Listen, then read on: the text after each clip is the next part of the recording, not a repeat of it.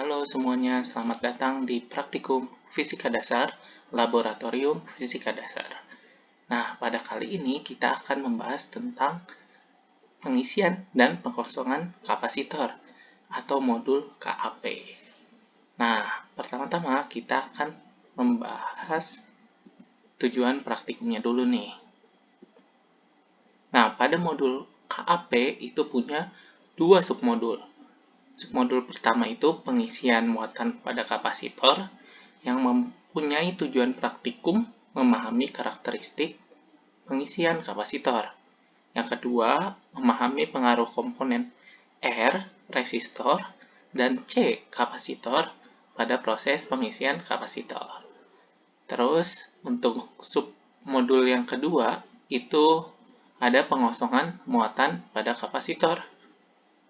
Nah, tujuan yang pertama itu memahami karakteristik pengosongan kapasitor. Yang kedua, memahami pengaruh komponen resistor dan kapasitor pada proses pengosongan kapasitor. Nah, kita lanjut nih. Ada dasar teorinya. Nah, bisa kita lihat di kiri ini, itu adalah lambang kapasitor. Kapasitor itu apa sih?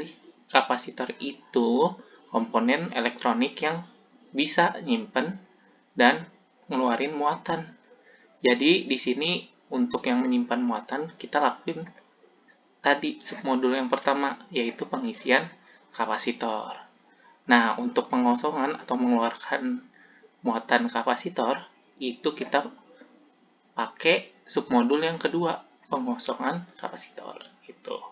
Nah, yang di kanan ini bisa kita lihat hubungan antara kapasitansi, muatan, dan juga tegangan nih yang di kiri ini. Nah, Q sama dengan C dikali V. Nah, itu untuk persamaan hubungan kapasitansi, muatan, dan juga tegangan. Nah, sebelum kita lanjut, kapasitansi itu apa? Kapasitansi itu kemampuan kapasitor untuk menyimpan atau mengeluarkan muatan. Gitu. Nah, kita lihat nih penjelasannya. C itu kapasitansi kapasitor yang besarannya itu farad. Nah, sedangkan Q itu muatan yang tersimpan pada kapasitor yang besarannya coulomb. Dan V itu beda potensial pemberi muatan gitu. Nah, selanjutnya ada pengisian kapasitor dan pengosongan kapasitor nih. Nah, di sebelah kiri ini ada pengisian muatan kapasitor. Nah, muatan yang mengisi kapasitor itu akan menyebabkan beda potensial di kedua ujung kapasitor. Nah, di sini kita bisa lihat nih persamaan tegangan kapasitor pada saat pengisian. Nih. Nah, gimana kita tahu kalau ini persamaan pengisian? Nah, logikanya saat pengisian di detik 0 harusnya tegangan kapasitor juga 0 dong. Coba kita masukin T-nya itu atau waktu pengisian itu 0 detik. Misalnya kita isi 0. Nah, 0 dibagi angka berapapun itu bakal 0 kan. Nah, di sini ada fungsi eksponensial. Nah, fungsi eksponensial dipangkatin 0. Nah, bilangan berapapun dipangkatin 0 itu 1. Nah, 1 dikurang 1 itu 0. Nah, tegangan sumber saat pengisian dikali 0, berapapun angkanya, pasti 0. Nah, tegangan pada kapasitor itu 0 pada saat waktunya 0. Nah, ternyata ini rumus pengisian kapasitor. Nah, kita lanjut ke pengosongan kapasitor nih. Nah, kalau di pengosongan kapasitor, waktunya semakin bertambah atau waktunya semakin lama, lama-lama muatan kapasitornya bakal habis dong, bakal jadi 0. Nah, gimana cara kita tahu nih kalau persamaan ini adalah persamaan tegangan kapasitor pada saat pengosongan nih. gampang kayak tadi. Waktunya aja kita isi dengan 0. Nah, fungsi eksponensial dipangkatin 0, 1. Nah, di sini tegangan kapasitor sebelum dikosongkan nih, GGL 0-nya. Nah, berarti VC sama dengan GGL 0 atau E0 nih. Nah, di situ berarti di detik 0 itu tegangan di kapasitor belum berkurang sama sekali. Ya dong, karena dia pengosongan. Kecuali di detik, misalnya detik 10 dia bakal berkurang dikit. 20 tambah banyak, dan seterusnya sampai habis. Begitu. Kita lanjut ke alat dan bahan nih. Nah, pada alat dan bahan di modul ini itu ada kisi soket. Kisi soket gunanya untuk membuat rangkaian nih. Terus ada multimeter digital yang kita gunakan buat menghitung tegangan pada saat pengisian maupun pengosongan di kapasitor. Terus ketiga ada resistor yang bernilai 100 kilo ohm.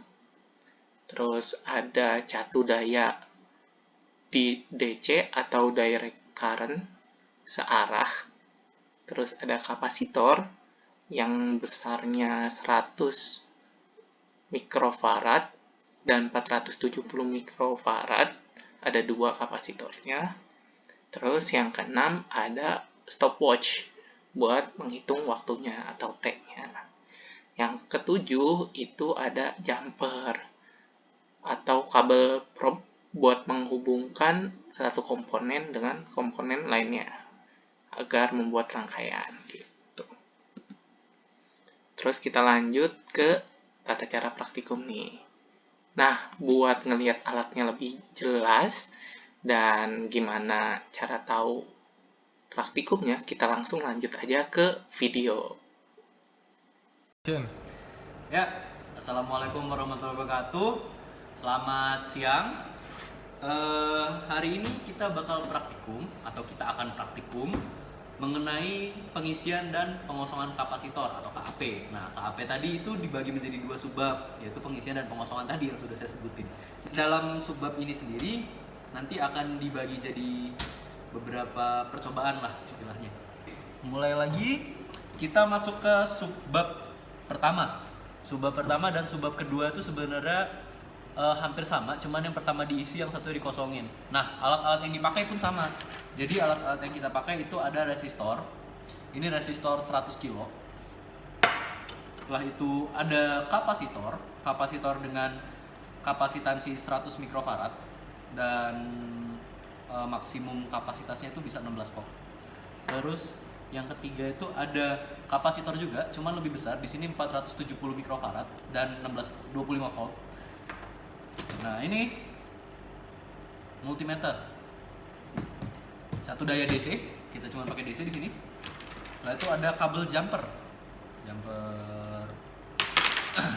Setelah itu di sini ada kisi soket. Wah, kisi soket ya. Nah, di sini langsung aja kita di submodul pertama. Submodul pertama itu kita diharuskan untuk membuat suatu rangkaian dan mengisi kapasitornya. Nah, pertama-tama yang harus kita lakukan adalah mengecek apakah kapasitor ini terisi atau tidak dengan cara menyambungkannya ke multimeter. Nah, si multimeter ini sendiri itu kita harus setting ke volt dulu. Kita colok di sini karena kita mau menghitung voltasenya. Wah, pendek sekali ya.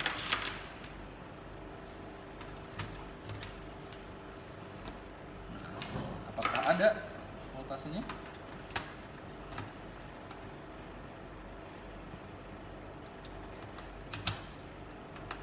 Sekarang sudah kosong sekali ya. Selanjutnya kita cek yang 100.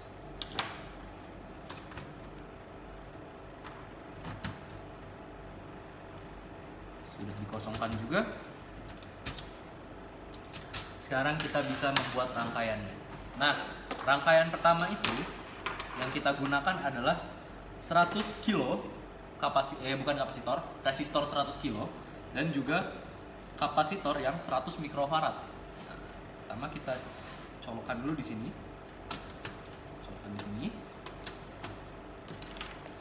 Kita mendapat sumber tegangan dari sumber tegangan DC, masukin ke si 100 kilo ohm ini. Ingat, kapasitor itu adalah komponen elektrik yang memiliki polar atau memiliki sisi. Jadi di sini sisi positif dan sisi negatif. Sisi positif itu harus bertemu dengan arus positif. Jangan sampai terbalik karena nanti bisa terbakar atau shock.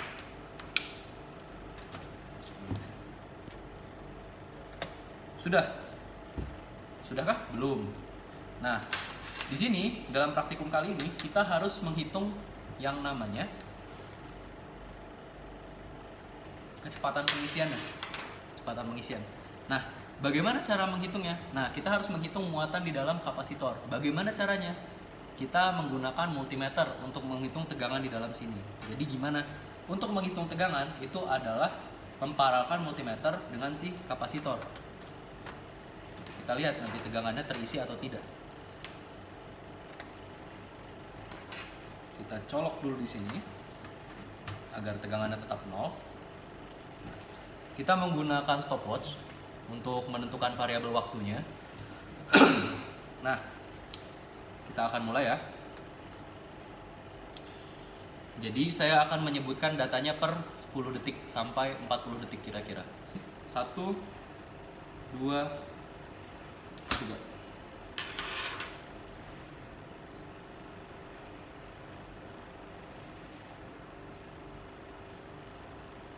Sepuluh detik pertama kita dapat 3,83. 3,83 tadi diingetin teman-teman.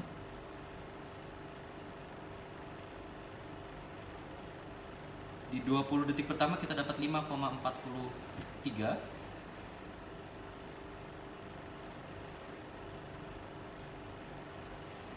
Di 30 detik selanjutnya kita dapat 6 volt pas.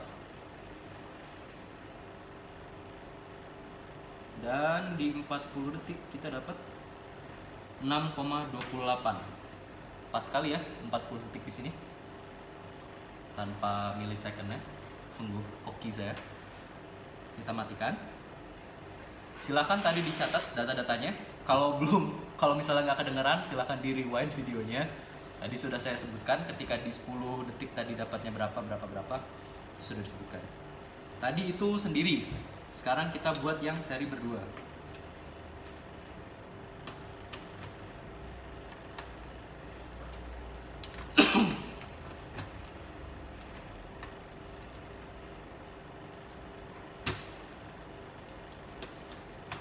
Nah, ini ya yang seri berdua.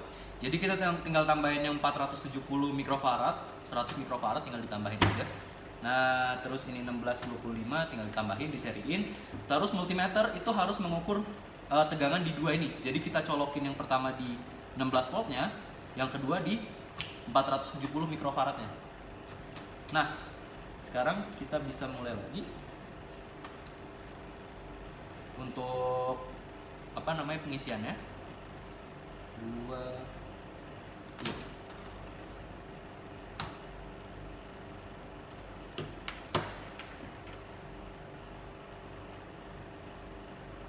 10 detik pertama kita dapat 1,68.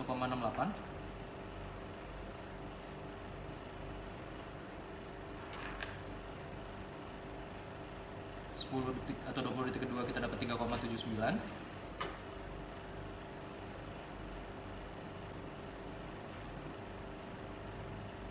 30 detik kita dapat 5,43.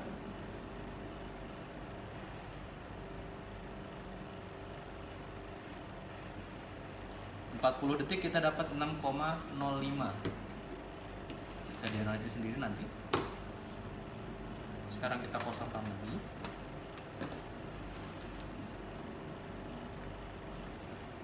Nah, sekarang kita lanjut ke rangkaian paralel.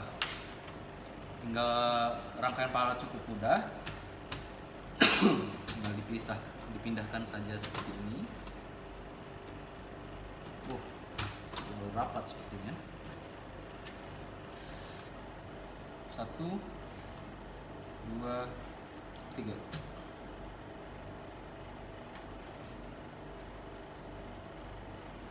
Di 10 detik pertama saya mendapat 0,83.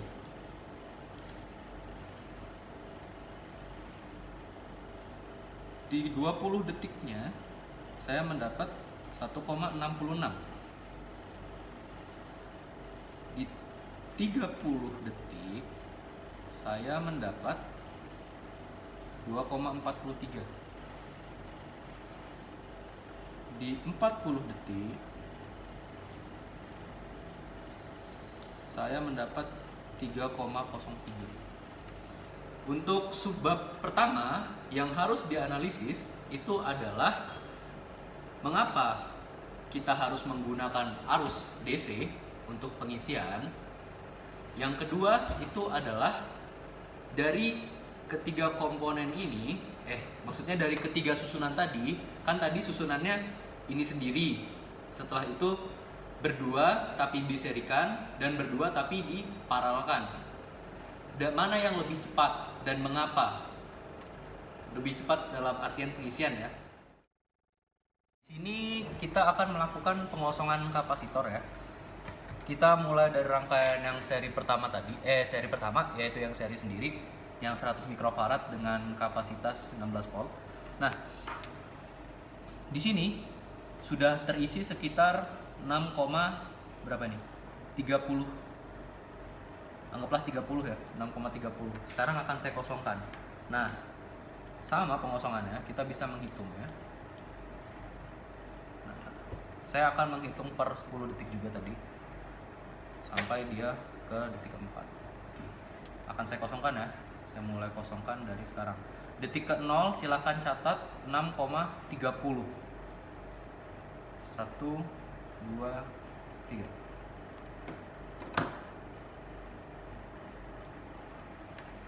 Detik ke-0 6,30. Detik ke-10 saya dapat 2,23 tadi. Detik ke-20 saya dapat 1,11.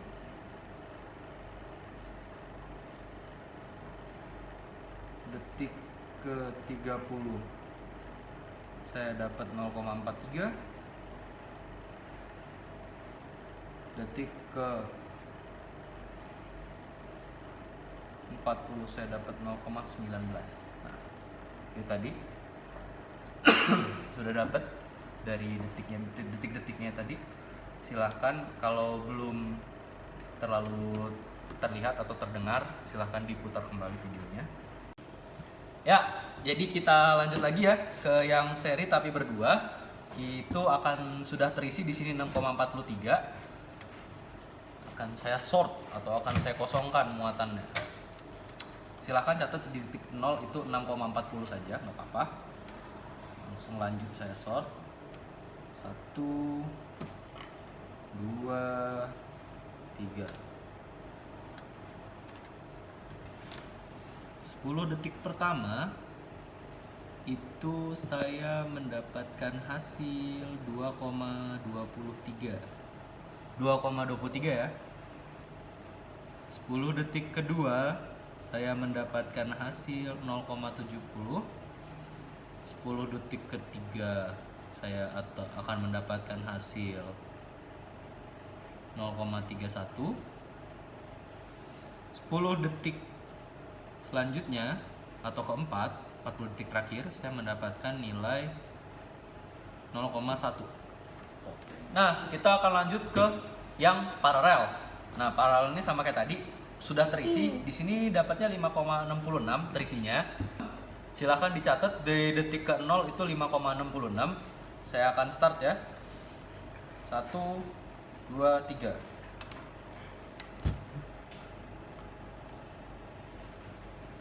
Di 10 detik pertama saya mendapatkan hasil itu sekitar 4,65.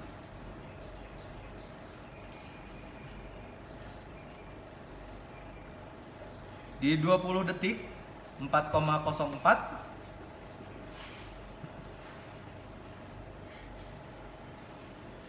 Di 30 detik saya mendapatkan 3,40 maksudnya, 40 maksudnya. Di 40 detik saya mendapatkan 2,91. Untuk di submodul kedua yang harus dianalisis itu adalah dalam pengosongan, mengapa kita harus menggunakan resistor? Ketika pengosongan terjadi, mengapa harus di short circuit? Kenapa kita harus menggunakan short circuit saat ingin mengosongkan kapasitor? Ya, sekian dari praktikum kali ini. Silahkan tadi yang saya suruh dianalisis kembali di setiap subbab tadi ada 2 analisis, silahkan dianalisis dari percobaan-percobaan tadi. Sekian praktikumnya. Apabila ada salah kata mohon maaf. Wassalamualaikum warahmatullahi wabarakatuh. Selamat siang.